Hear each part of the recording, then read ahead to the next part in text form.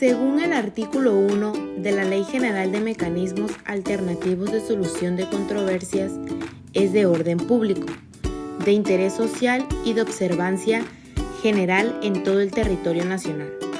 Su propósito es establecer las bases, principios generales y la distribución de competencias que regulan los mecanismos alternativos para la resolución de conflictos, con el fin de garantizar el derecho de acceso a la justicia mediante procedimientos más ágiles y pacíficos.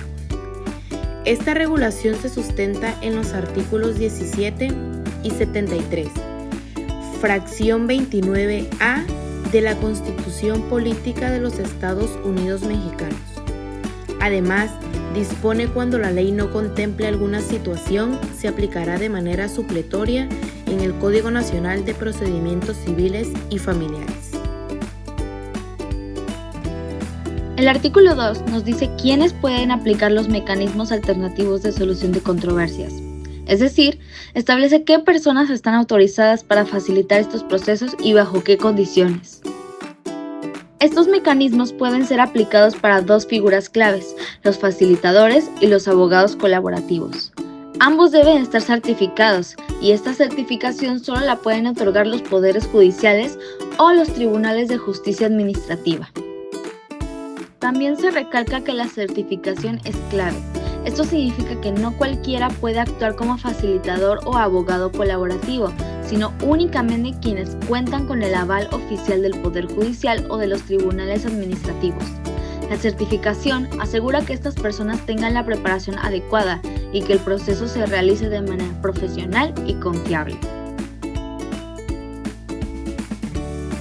Ahora, ¿qué nos dice el artículo 3? En este nos indica que los mecanismos alternativos de solución de controversias también pueden realizarse usando tecnologías de la información y la comunicación.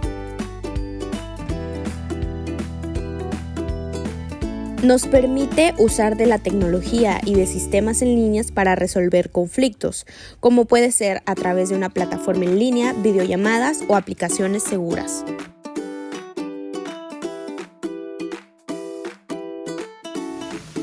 En el artículo 4 de la Ley General de Mecanismos Alternativos de Solución de Conflictos menciona que existen diferentes formas para resolver conflictos sin necesidad de ir a juicio.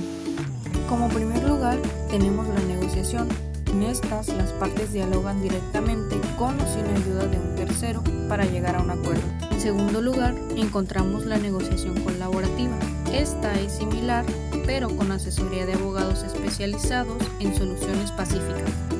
En tercer lugar está la mediación. En esta, un tercero imparcial, o sea, un facilitador, ayuda a las partes a dialogar y a llegar a un acuerdo. En el cuarto lugar encontramos la conciliación, también con un tercero, pero este puede proponer posibles soluciones. Y por último, en el quinto lugar, el arbitraje. En esta, un árbitro resuelve el conflicto y su decisión tiene efectos obligatorios como una sentencia.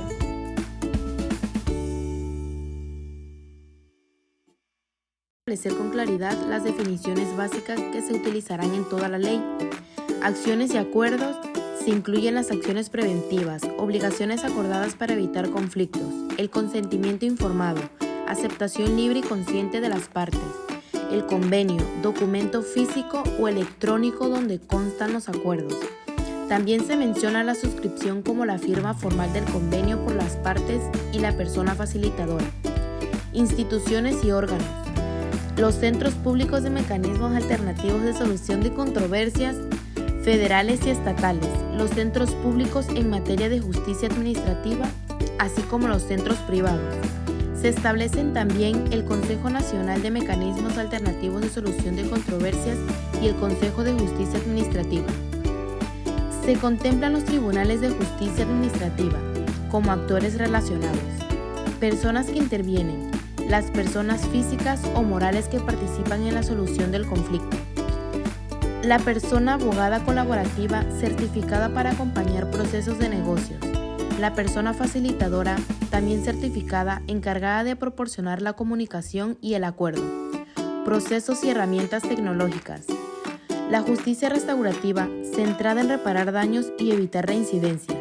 La justicia terapéutica, con un enfoque interdisciplinario para el bienestar integral de las personas en conflicto. Herramientas: registro de personas facilitadoras, Plataforma Nacional de Facilitadores, sistemas en línea para llevar controversias digitales, sistema de convenios y Sistema Nacional de Información de Convenios.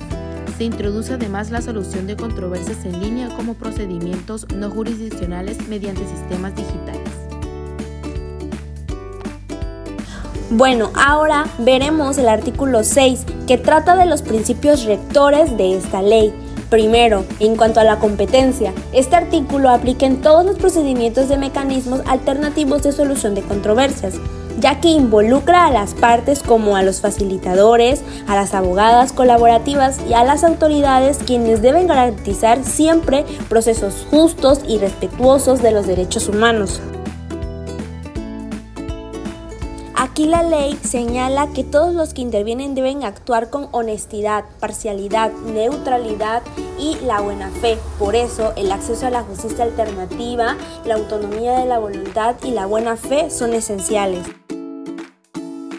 También deben respetar la confidencialidad, salvo cuando se trate de un delito. Además, la equidad nos da la igualdad y el respeto a los derechos humanos y la flexibilidad sin formalismos rígidos. La gratuidad toma un papel importante, dándonos estos procesos gratuitos. La honestidad nos da este profesionalismo y esta verdad, al igual que la imparcialidad, el trato igual y sin favoritismos. Todo esto asegurando que los procedimientos puedan ser gratuitos, flexibles y voluntarios, y dando prioridad al interés superior de niñas, niños y adolescentes. Finalmente, este artículo lo que busca es que los mecanismos alternativos sean accesibles, rápidos y equitativos. Por eso, respetando siempre a la ley, los derechos humanos y la legalidad toma un papel importante dentro de la ley. La neutralidad al igual también, ya que nos da esta objetividad que estamos buscando. Como la legalidad juega un papel importante, la voluntariedad no se queda atrás, dándonos esta participación libre, siempre respetando la ley, los derechos humanos y los tratados internacionales, que sería como nuestro último principio. Entonces, ahora ya sabemos y podemos entender que el artículo 6 de esta ley nos sirve para dar más que nada la confianza y la legitimidad a todos los mecanismos alternativos, asegurando así que también se puedan resolver los conflictos sin necesidad de llegar a juicios largos, extensos o complicados. Ahora pasamos a lo que nos dice el artículo 8 de esta ley general. Este artículo se refiere a los casos donde participan dependencias del gobierno, órganos autónomos o empresas productivas del Estado.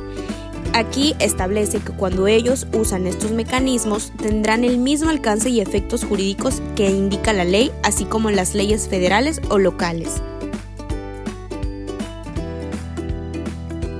Entonces, si una dependencia del gobierno tiene un conflicto con una empresa privada, puede resolverlo mediante mediación y el acuerdo que firmen tendrá validez legal.